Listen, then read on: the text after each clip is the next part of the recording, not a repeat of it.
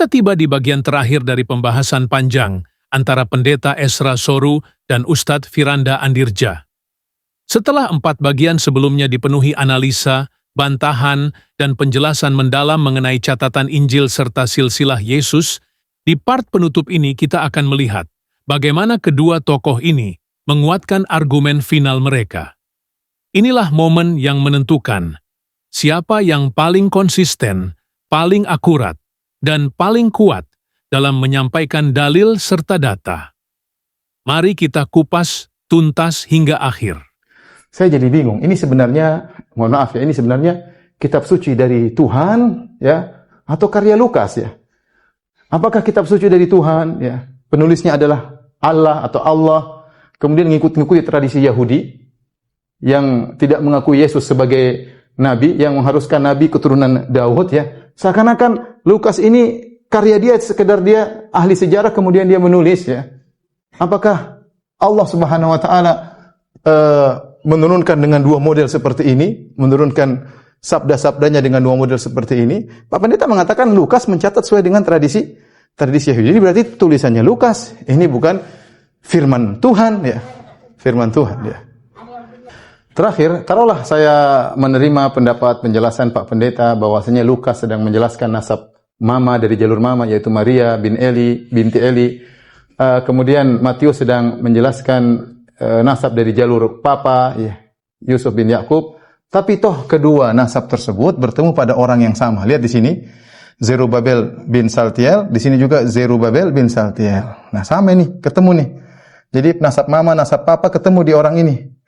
Pertanyaannya, kenapa di bawahnya bisa beda semua? Seharusnya kalau udah ketemu selesai, nasabnya nyambung, harusnya demikian. Ini kenapa beda? Ya tetap saja kontradiktif. Ya ini berarti ada human error. Matius salah nyatat atau Lukas salah nyatat. Demikian yang bisa saya paparkan kepada para pemirsa juga para Pak Pendeta. Saya berterima kasih Pak Pendeta sudah menanggapi apa yang saya sampaikan. Mudah-mudahan kita masih bisa berlanjut dalam diskusi yang lain. Terutama kita umat Islam sangat mengagungkan Nabi Isa alaihissalam. Ya. Dia seorang hamba Abdullah wa Rasuluh, hamba Allah dan utusan Allah, ya, membawa kitab Injil dari Allah Subhanahu wa Ta'ala, ya. Namun dia bukan Tuhan, ya. Dia berdoa kepada siapa? Kalau dia Tuhan, dia tidak perlu berdoa. Dia beribadah kepada siapa? Kemudian dia makan, dia minum, kemudian dia tidur, ya. Beliau alaihissalam kemudian juga lapar, ya. Tentu ini jauh dari sifat-sifat Tuhan. Semoga Allah Subhanahu wa Ta'ala memberi hidayah kepada kita semua, di mana Allah Subhanahu wa Ta'ala berfirman, "Qul ya ahlal kitab ta'alu ila kalimatin sawa bainana wa bainakum alla na'budu illallah wa ya ahlal kitab." Ya, kembalilah kepada kita sama-sama menuju satu kalimat yang sama. Apa kalimat yang sama tersebut? Alla na'budu illallah. Jangan kita beribadah kecuali hanya kepada Allah. Wa la yattakhidha ba'duna ba'dhan arbaban min dunillah, dan jangan menjadikan sebagian kita, ya, nabi-nabi menjadi sesembahan selain Allah Subhanahu wa Ta'ala. Assalamualaikum warahmatullahi wabarakatuh. Keberatan-keberatan, kritik-kritik, pertanyaan-pertanyaan Ustadz sudah saya jawab, sudah saya tanggapi. Tapi satu hal yang ingin saya katakan pada Ustadz adalah bahwa Ustadz jangan menerapkan paradigma tentang firman Allah yang ada di dalam agama Ustadz itu diterapkan pada agama Kristen atau juga agama Yahudi. Kalau Ustadz memang mau membahas Alkitab, maka pakailah paradigma orang Kristen, paradigma orang Yahudi terkait apa yang disebut sebagai firman Allah. Jangan bawa paradigma Islam masuk ke sini. Mungkin dalam Islam yang disebut firman Allah, ya Allah omong langsung dari mulut Allah. Tapi di dalam paradigmanya orang Kristen dan juga orang Yahudi, yang disebut firman Allah itu bukan hanya semata-mata pernyataan verbal dari Allah, tapi segala sesuatu yang diinspirasikan oleh Allah atau yang diwahyukan oleh Allah, walaupun manusia yang mengatakannya atau manusia yang menulisnya atas dasar inspirasi dari Allah itu, maka itu pun disebut sebagai firman Allah. Itu dalam paradigma Kristen. Kalau Anda tidak menerima paradigma semacam itu, ya urusan Anda. Ya, tapi kalau Anda mau membahas iman Kristen atau membahas kitab suci Kristen, ya sesuaikan dengan apa yang menjadi paradigma kami. Ya. Nah, sekarang saya akan menunjukkan ayat berikut ini. 2 Timotius pasal 3 ayat 16. segala tulisan yang diilhamkan Allah, ya, kata segala tulisan ini itu dalam beberapa terjemahan, misalnya New American Standard Bible bilang all scripture, jadi seluruh kitab suci diilhamkan Allah. Kata diilhamkan ini dari bahasa Yunani theopneustos. Theos itu Allah, pneuma itu nafas. Jadi seluruh kitab suci dinafaskan oleh Allah. Artinya bahwa tulisan-tulisan itu sekalipun ditulis oleh seorang manusia, tapi itu bisa dinafaskan oleh Allah, diilhamkan atau diinspirasikan oleh Allah, sehingga itu nantinya dapat disebut juga sebagai firman Allah. Itu paradigma kami. Kalau Pak Ustadz punya paradigma lain di dalam Islam, ya silakan terapkan di sana. Tapi jangan menilai kitab suci kami dengan paradigma Islam. Ya, perhatikan juga ayat berikut ini. 2 Petrus 1 ayat 21.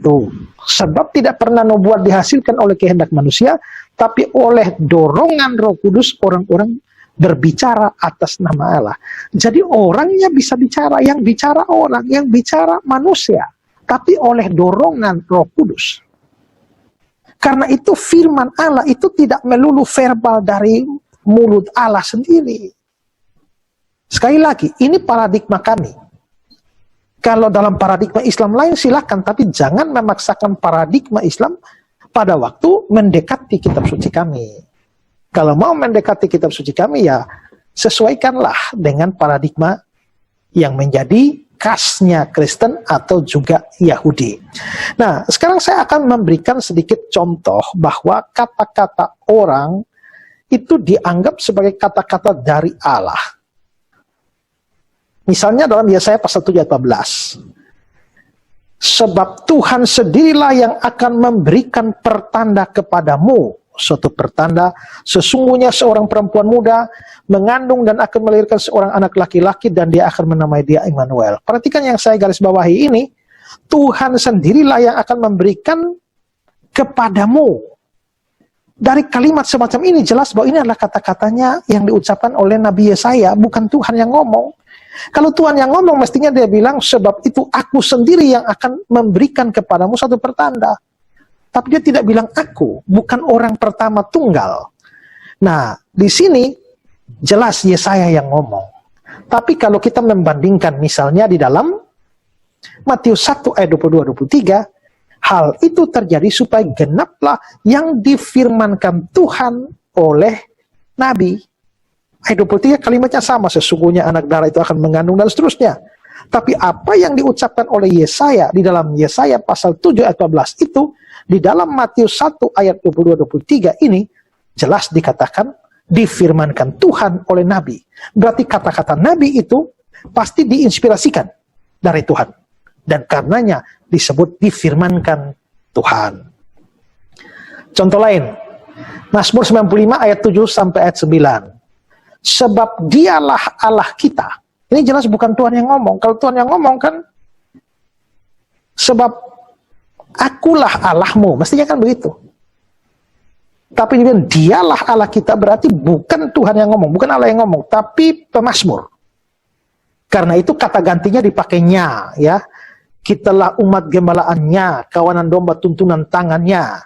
Pada hari ini sekiranya kamu mendengar suaranya. Gimana? Janganlah keraskan hatimu dan seterusnya. Jadi jelas bahwa di sini pemazmur yang ngomong, bukan Tuhan yang ngomong, bukan Allah yang ngomong. Tapi sekarang perhatikan di dalam surat Ibrani pasal 3 ayat 7 sampai 9. Sebab itu seperti yang dikatakan Roh Kudus pada hari ini jika kamu mendengar suaranya. Seperti yang dikatakan Roh Kudus, pada tadi yang mengatakan itu adalah pemazmur. Berarti kata-kata pemazmur itu dianggap kata-kata yang dari Roh Kudus karena hasil inspirasi dari Roh Kudus. Jadi di dalam paradigma Kristen, manusia bisa ngomong, bisa menulis, tetapi sumbernya itu adalah inspirasi dari Allah. Karena itu dianggap sebagai firman Allah. Jadi kalau saya mengatakan ini tulisan Lukas berdasarkan tradisi Yahudi, itu bukan berarti bahwa itu bukan firman Allah. Anda mau percaya atau tidak terserah. Tapi kami percaya itu firman Allah, tapi sekaligus juga adalah tulisan Lukas. Karena kalau kita lihat pendahuluan dari Injil Lukas kan memang dikatakan bahwa dia meneliti segala sesuatu dengan seksama.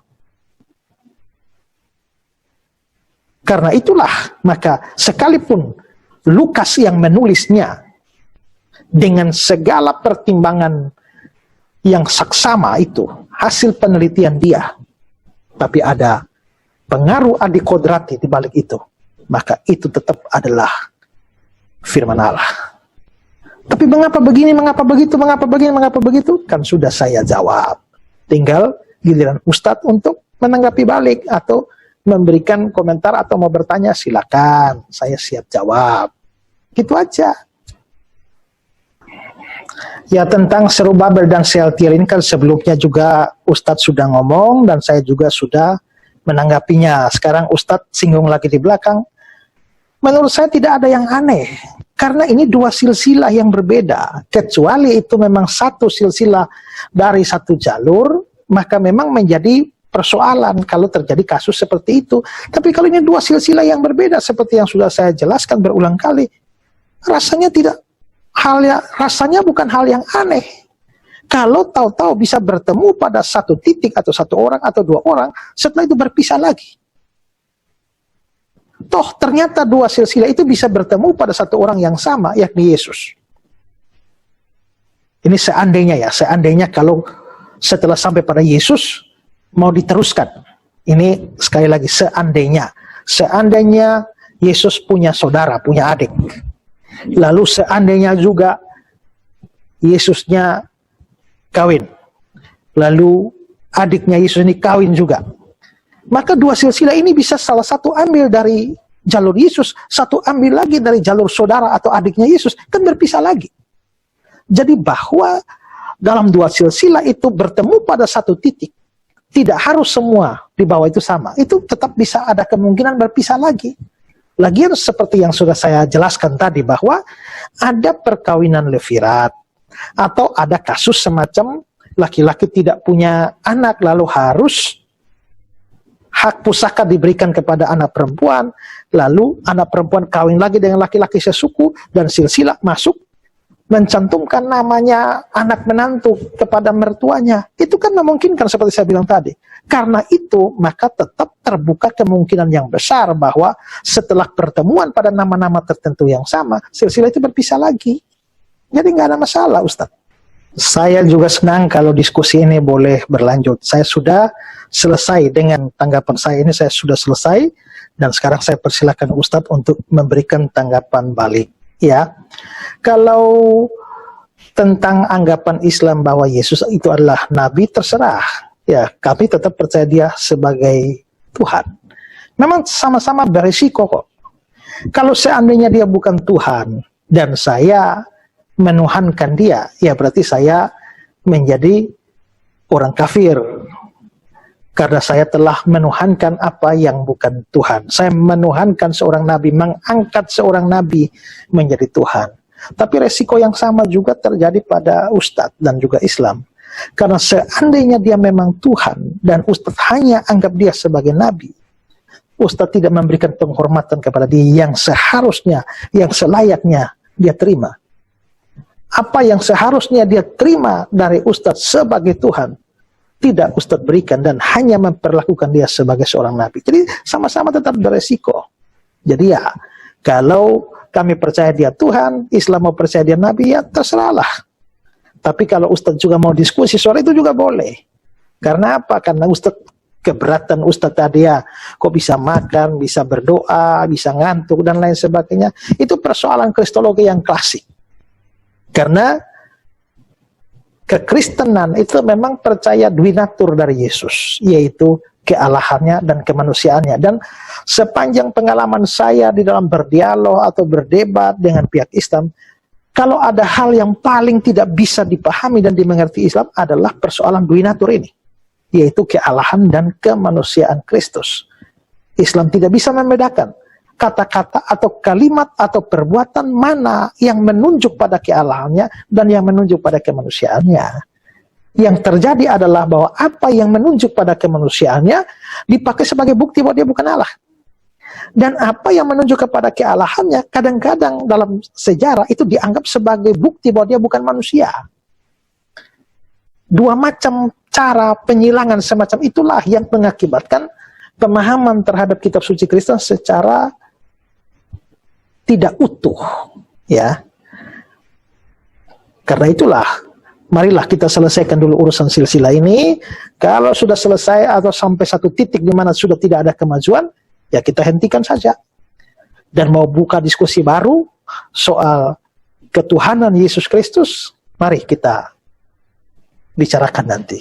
Ya, itu saja yang bisa saya sampaikan, dan saya terima kasih pada Ustadz karena sudah memberikan tanggapan pada saya, dan saya juga terus terang secara jujur saya katakan bahwa saya menghormati Ustadz tidak seperti Ustadz-Ustadz yang lain yang hanya asal ngomong dan bersifat menghina, melecehkan kekristenan dan sebagainya. Saya sangat hargai itu, dan saya juga mohon maaf kalau ternyata dalam tanggapan saya ini ada kata-kata yang tidak berkenan. Sekali lagi mohon dimaafkan. Assalamualaikum warahmatullahi wabarakatuh. Shalom aleichem beshem Hamasyah. Demikian rangkaian lengkap dari adu argumen Pendeta Ezra Soru dan Ustadz Firanda Andirja mengenai catatan Injil dan silsilah Yesus. Dari awal hingga akhir, kita melihat bagaimana dua tokoh ini membangun argumentasi, menjawab kritik, serta menguji konsistensi satu sama lain. Semoga pembahasan panjang ini memberikan pemahaman yang lebih jernih dan menjadi bahan kajian yang bermanfaat. Terima kasih sudah mengikuti hingga part terakhir. Sampai bertemu di kajian-kajian berikutnya.